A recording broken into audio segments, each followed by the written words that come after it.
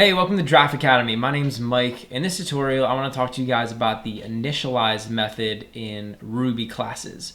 So in the last tutorial, we looked at creating Ruby classes and then creating objects of those classes.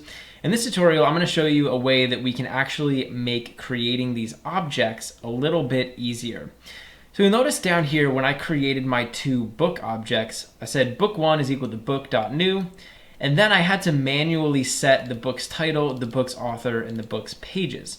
So just to create one book, I had to type out 4 full lines of code, right? And down here, I had to do the same thing. So when I created the second book, had to type out 4 full lines of code.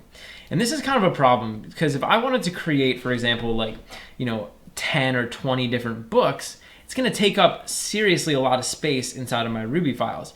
Also, just having to go through and manually say book1.title is equal to Harry Potter and book1.author, that gets really tedious after a while.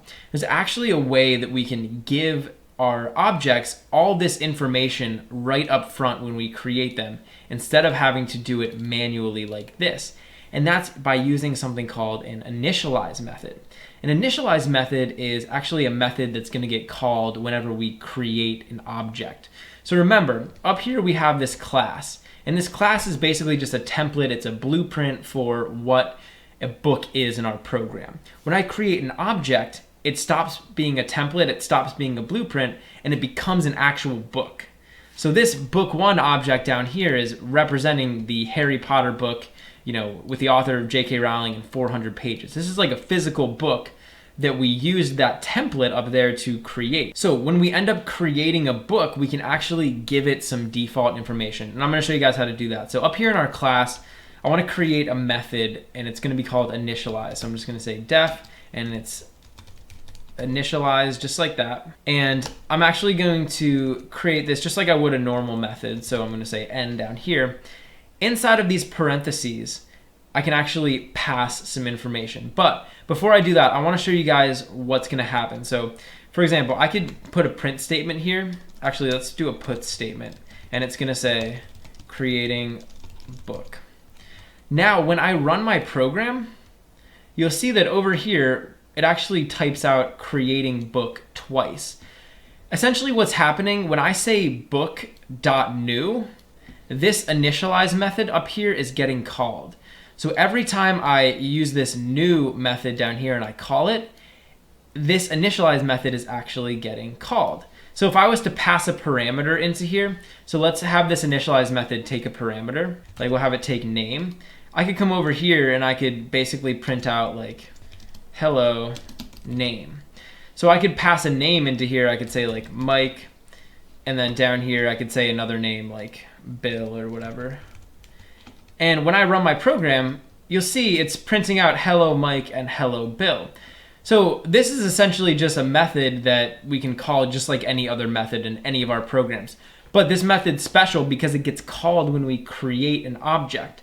So what we can do is we can actually pass this initialize method some information, and we can use that information to give our object specific information. So essentially what I can do over here is I could say initialize is going to accept 3 parameters. So when we call this new method down here, we're going to have to pass it 3 things. The first thing we're going to have to pass it is the title of the book that we want to create. The second thing we're going to have to pass it is the author of the book we want to create. And the third thing is going to be the number of pages for the book that we want to create. So now, whenever I want to create a book, I have to give it a title, an author, and a number of pages. Once I'm inside this initialize method, I can do something special. So I can actually take the values that the user passed in. So I can take the title, the author, and the pages, and I can assign them to the attributes of the object. So I can assign them to the title of the object, the title of the author, and the title of the pages. I can basically do what I did down here. So I can basically say book1.title is equal to whatever the title they passed in was. And this is going to save us tons of time when we're writing our programs. And the way that I can do that is I can just say and I can say title is equal to title. So let me walk you guys through this line of code. When I say @title, this is referring to the title attribute in our object. It's referring to the title attribute we defined up here. is referring to that title up there, right? This is saying the title of the object that we're creating is going to be equal to the title that the user passed in. Remember, this title, this is just a parameter that got passed into this new method down here. This is just a parameter, just like I passed in the name, it's the same thing. We're passing it a parameter. And I could even name this something else. I could name this like, I can name it, whatever I wanted. But I'm just calling it title because that's what it is. It's the title. So I'm setting the title of the object equal to the title that got passed in. And I can do that for all of these. So I can say the author of the object is going to be equal to the author that got passed in. And the number of pages is going to be equal to the number of pages that got passed in. And so essentially what I can do now is when I create my new book, instead of having to say like book1.title, book1.author, I can just take all of this information and put it up here. So I can pass it into this initialize method. So I can just say Harry Potter, and this is going to be J.K.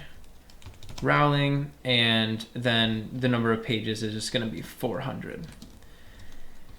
So I can actually get rid of all of this code over here because I don't need this anymore. And I can do the same thing for this other book down here. So we'll pass in Lord of the Rings, Tolkien, and 500 pages. And I can actually just get rid of all of this stuff. So now, instead of having all that other stuff, like where I had to like manually set each of those attributes, I can reduce the lines of code I have to write down to 2. And this is going to do exactly the same thing as we were doing before.